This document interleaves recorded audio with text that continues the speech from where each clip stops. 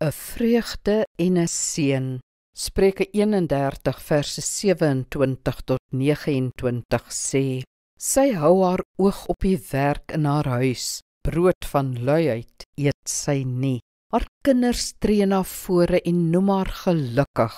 Haar man, hy besing haar lof. Baie vroue het hulle knap gedra, maar jy oortref hulle almal.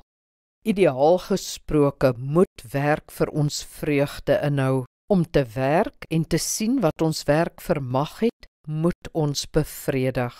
Onthou, eerstens, werk is die manier waarop ons oorleef. Dit bring kos na die tafel en geld in ons rekening. Dit stel ons in staat om te koop en te geniet.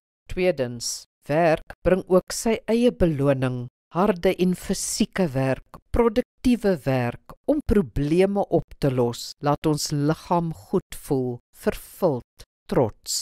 En derdens, werk is aktualiserend. Ons kan onsself uitleef in produktiewe en kreatiewe werk. Deur werk span ons unieke kragte, belangstellings en temperament in, waardeur ons groei en meer onsself word. As jy soms wonder wat die sin van jou lewe is, werk. Gooi jouself in jou werk, of meer belangrik, in jou passie.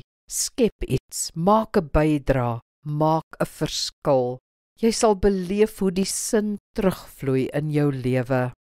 Kom ons bid saam. Hemelse Vader, lei my na werk wat meer by my pas. Help my egter ook intussen om in my huidige werk meer volwasse te word, meer verantwoordelik, om daardeur te leer en te groei en dit so ver as moontlik te geniet. Help my om sin in my werk te vind, of sin daaraan te gee.